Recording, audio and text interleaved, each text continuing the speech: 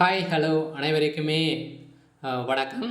So இந்த வீடியோவில் பார்த்தீங்கன்னா நம்ம எதை பற்றி பார்க்க போகிறோம் அப்படின்னு பார்த்தீங்கன்னா அனைவருமே ஆவலுடன் எதிர்பார்த்துட்டு இருக்க ஒரு அறிவிப்பு அப்படின்னா இந்த நகைக்கடன், இந்த விவசாய கடன் அறிவிப்பு எப்போ வந்து அஹ், வரும் அப்படின்னு தான் ஸோ அனைவருமே வெயிட் பண்ணியிருந்த நிலையை தான் பார்த்தீங்கன்னா இப்போ வந்து அதிரடியாக ஒரு தள்ளுபடி அறிவிப்பு வந்து வெளியே இருக்குது. ஸோ நகைக்கடன் வாங்கியவர்களுக்கு ஒரு மிக மிக ஒரு முக்கியமான ஒரு அறிவிப்பாக தான் இப்போ வந்து பார்த்தீங்கன்னா அதிரடியாக தமிழ்நாடு அரசு வந்து கொடுக்க போகிறாங்கன்னு சொல்ல அனைவருமே 2026 வந்து பார்த்தீங்கன்னா யாருக்கெல்லாம் இந்த நகைக்கடை வந்து கிடைக்க போகுது, எவ்வளோ நகை வந்து இருந்தால் இதில் வந்து பார்த்தீங்கன்னா எந்த ஒரு கண்டிஷனும் இல்லாமல் நகைக்கடன் வந்து தள்ளுபடி வந்து செய்வாங்களா, எவ்வளோ நகை இருந்தால் தள்ளுபடி செய்ய போகிறாங்க, இதில் என்னென்ன கண்டிஷனுங்களாம் வந்து இருக்குது. ஒவ்வொருத்தர் பார்த்தீங்கன்னா 10 பவுனுக்கு மேலே வந்து பார்த்தீங்கன்னா நகைகள்லாம் வந்து வைத்திருப்பாங்க. அந்த நகைக்கடன்லாம் வந்து தள்ளுபடி செய்வாங்களா. அப்படி இல்லை அப்படின்னா இதில் எத்தனை பவுன் மட்டும் தள்ளுபடி வந்து செய்ய போகிறாங்க. அதே மாதிரி நகைக்கடன் மட்டும் தான் தள்ளுபடி செய்வாங்களா. அதே மாதிரி நிறைய இந்த கூட்டுறவு வங்கி மூலமாக வாங்கியிருக்கக்கூடிய நகைக்கடன் மட்டும் தான் தள்ளுபடி அப்படின்ற மாதிரி சொல்கிறாங்க. இது மட்டும் தான் தள்ளுபடி ஆகுமா. மீதி இருக்கக்கூடிய ப்ரைவேட் பேங்க்ஸ் நிறைய பேங்க் மூலமாக நிறைய நண்பர்கள் வந்து பார்த்தீங்கன்னா அவருடைய அவசரத்துக்காக நிறைய நகைக்கடன் தான் வந்து வாங்கியிருப்பாங்க இல்லையா. நகைக்கடனை பொறுத்தளவுக்கு அத்தியாவசிய திடீர்னு பார்த்தீங்கன்னா ஒரு அவசரத்துக்காக வைக்கக்கூடிய ஒரு கடனாக தான் இந்த நகைக்கடன் வந்து கொடுத்துருக்காங்க. இந்த நகைக்கடன் தான் நிறைய பேர் வைத்துட்டு வந்து பார்த்தீங்கன்னா 1 லட்சம் 2 லட்சத்துக்கு மேலே வந்து வைத்து நிறைய பேர் மூட்காத நிலை தான் உருவாகியிருக்கு. இந்த நிலையை தான் பார்த்தீங்கன்னா நம்மளுக்கு வந்து ஒரு 5 வருடம் கழித்து நிறைய தமிழ்நாடு அரசு வந்து தள்ளுபடி செய்வாங்க. இந்த நிலையில் தான் இந்த தள்ளுபடி 2026 தேர்தல் வரப்போகுது. இந்த தள்ளுபடி வருமா, யாருக்கு கிடைக்க போதும், இதுலேருந்து யார் யாருக்கெல்லாம் வந்து பார்த்தீங்கன்னா கண்டிஷன் இல்லாமல் இந்த தள்ளுபடி அறிவிப்பு வந்து வெளியாக போகுது அப்படிங்கிறத நம்ம இந்த வீடியோவில் நம்ம முழுமையாக பார்க்கலாம். அதுக்கு முன்னாடி நம்ம சேனலுக்கு வந்து எப்போ தான் நீங்கள் முதல் முறையாக வந்திருக்கீங்க அப்படின்னா மறக்காமல் நம்மளுடைய சேனலை சப்ஸ்கிரைப் பண்ணி சப்போர்ட் பண்ணுங்கள். வாங்க வீடியோக்குள்ளே போகலாம். வந்து பார்த்தீங்கன்னா இது மாதிரி வந்து பார்த்தீங்கன்னா நம்ம சேனலில் வந்து அறிவிப்புகளாக வந்து முக்கிய அறிவிப்புகளாக வந்து போடுறோம். அதெல்லாம் மறக்காமல் நம்மளுடைய சேனலுக்கு வந்து சப்போர்ட் பண்ணுங்கள். இப்போ வந்து பார்த்தீங்கன்னா 2027 தேர்தல் வரப்போகுது. இந்த தேர்தல் வந்து பார்த்தீங்கன்னா இந்த விவசாய கடன், அதே மாதிரி பார்த்தீங்கன்னா நகைக்கடன், கல்வி கடன், நிறைய கடனுங்களாம் அனைவருமே விவசாயிகள் வந்து வாங்கியிருக்காங்க. இது திரும்பி செலுத்த முடியாத நிறைய குடும்பங்களை வந்து ஏழை எளிய குடும்பங்களுக்கு வழங்கும் விதமாக தான் பார்த்தீங்கன்னா இந்த நகைக்கடன் தள்ளுபடி அறிவிப்பு வரும். இந்த தள்ளுபடி அறிவிப்பை பொறுத்தளவுக்கு பார்த்தீங்கன்னா நம்மளுக்கு வந்து இப்போ வந்து 2026 வருமா அப்படின்ற மாதிரி எதிர்பார்த்துட்டு இருந்தாலுமே இப்போ தமிழ்நாடு பார்த்தீங்கன்னா ஆளுங்கட்சியாக இருக்கக்கூடிய திமுகவுடைய ஆட்சி வந்து பார்த்தீங்கன்னா வரத்துக்கான வாய்ப்புகள் இருக்குது. இந்த அறிவிப்பில் இவங்க வந்து பார்த்தீங்கன்னா இந்த நகைக்கடன் தள்ளுபடி, அதே மாதிரி விவசாய கடன், கல்வி கடன், மீதி இருக்கக்கூடிய வங்கியின் மூலமாக வாங்கியிருக்கக்கூடிய கடன்களும் தள்ளுபடி செய்ய போகிறதாக ஒரு தகவல் வழியாக இருக்குது. இந்த நேரத்தில் பார்த்தீங்கன்னா அதர் ஸ்டேட்லாம் வந்து பார்த்தீங்கன்னா நிறைய தள்ளுபடிகளாம் வந்து கொடுத்துருக்காங்க. இந்த வங்கியின் மூலமாக வாங்கியிருக்க டிராக்டர் லோன், பர்சனல் லோன், இது மாதிரி அனைத்து லோன்களும் நிரந்தரமாகவே தள்ளுபடி அப்படின்ற மாதிரி சொல்லியிருக்காங்க. பார்த்தீங்கன்னா கட்டாயமாக இந்த நகைக்கடன், விவசாய கடன்லாம் தள்ளுபடி அறிவிப்பு வரப்போகுது. 2026 வந்து பார்த்தீங்கன்னா ஒரு மிகப்பெரிய ஒரு அறிவிப்பாக வெளியே இருக்குது. பார்த்தீங்கன்னா இந்த அறிவிப்பை பொறுத்தளவுக்கு வருகின்ற ஏப்ரல் 1ஆம் தேதியிலேருந்து பார்த்தீங்கன்னா இது வந்து தொடங்க போகுது. பார்த்தீங்கன்னா இதில் வந்து யாரெல்லாம் தகுதி இருக்காங்க, இந்த தகுதிகள்லாம் பார்த்தீங்கன்னா என்னென்ன தகுதிகள்லாம் வந்து கொடுத்துருக்காங்க அப்படின்னு பார்த்தீங்கன்னா இந்த நகையை பொறுத்தளவுக்கு வந்து பார்த்தீங்கன்னா நீங்கள் 5 பவுனுக்குள்ளே நீங்கள் வந்து வைத்திருக்கணும். அதுக்குள்ளே நீங்கள் வந்து பார்த்தீங்கன்னா 5 பவுனுக்கு வந்து பார்த்தீங்கன்னா 5 லட்சத்துக்குள்ளே நீங்கள் வந்து இதில் வந்து 2-3 லட்சத்துக்குள்ளே நீங்கள் வந்து வாங்கியிருந்தாலே உங்களுக்கு இந்த தள்ளுபடி அறிவிப்பு உங்களுக்கு வந்து வரும்.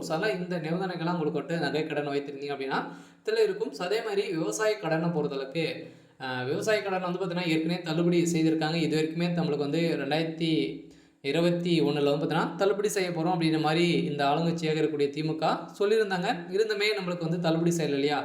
இதான ஒரு தள்ளுபடி தான் நம்மளுக்கு வந்து கொடுத்துருந்தாங்க. இந்த தள்ளுபடியின் அடிப்படையில் நிறைய எதிர்கட்சிகளும் நிறைய எதிர்ப்புகள் வந்து இருந்த நிலை தான். திடீர்னு பார்த்தீங்கன்னா இப்போ பட்ஜெட் தாக்கல் வந்து 2024 25 இப்போ வந்து நடக்குது இல்லையா. ஏப்ரல் 30ஆம் தேதி வரைக்கும் நடக்க போகுது. இதில் வேளாண்மை துறையில் வந்து பார்த்தீங்கன்னா அதிரடியாக நம்மளுக்கு விவசாய கடனுக்காக வந்து பார்த்தீங்கன்னா 1350 கோடிக்கு மேலே வந்து பார்த்தீங்கன்னா இதுக்கு ஒதுக்கியிருக்காங்க.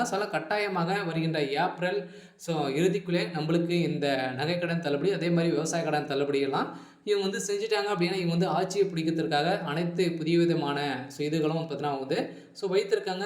இந்த நிலையில் தான் பார்த்தீங்கன்னா நகைக்கடன் வாங்குறவர்களுக்கு எந்த ஒரு கண்டிஷனும் இல்லாமல் வந்து பார்த்தீங்கன்னா நம்மளுக்கு இந்த ஸோ நகைக்கடன் தள்ளுபடி, அதே மாதிரி விவசாய கடன் தள்ளுபடியும் அறிவிப்பு வெளியாகும் அப்படின்றத சொல்லிட்டாங்க. சொல்ல பார்த்தீங்கன்னா இந்த தள்ளுபடிக்காக வெயிட் பண்ணியிருந்த அனைவருக்குமே ஒரு மகிழ்ச்சிகரமான மக்களுக்கு ஒரு செய்தியாக பார்த்தீங்கன்னா இப்போ வந்து சொல்லியிருக்காங்க. இருந்தாலும் இந்த நிபந்தனை அடிப்படையில் பார்த்தீங்கன்னா இந்த நகைக்கடன் வந்து வாங்குறீங்க இல்லையா? ஸோ வங்கியின் மூலமாக நிறைய பேர் வாங்கியிருப்பீங்க. ஸோ அதே மாதிரி கூட்டுறவு பேங்க், ஸோ அனைத்து நகை கடன்களும் பார்த்தீங்கன்னா இப்போ அதிரடியாக ஆர்பிஐ வந்து ஒரு புதிய விதிமுறைகளை வந்து கொண்டு வந்தாங்க இல்லையா? ஸோ நகை கடன் வாங்கியவர்களுக்கு ரிசர்வ் வங்கியின் புதிய நிபந்தனையால் வலிப்பிற்கும் ஏழை எளிய மக்களும் பார்த்தீங்கன்னா பெரும் பாதிக்க விதமாக தான் ஒரு அறிவிப்பு கொடுத்துருந்தாங்க இல்லையா? இந்த டெல்லியில் பார்த்தீங்கன்னா அடகு வைத்து நகைகளை மீட்டு செல்லும் மக்கள் ரிசர்வ் வங்கியின் புதிய விதிமுறையால் விழிப்பிழித்து நிற்கின்ற நிலை உருவாகியிருக்கு. சில அசலுடன் வட்டியும் சேர்த்து முழுமையாக தொகையை கட்டி பிறகே மறு அடமானம் வைக்க முடியும் என்பதால் அதிக வட்டிக்கு மேலும் கடன் வாங்கும் சூழலுக்கு தள்ளப்பட்டுள்ளார்கள். ஸோ அதெல்லாம் பார்த்தீங்கன்னா ரிசர்வ் வங்கி புதிய நடைமுறையை வந்து நகைக்கடன் வாங்கியவர்களுக்கு கடும் அதிருப்தி ஏற்படுத்தியிருந்தாலுமே அதிர்ச்சியில் ஏற்படுத்தி உள்ளது.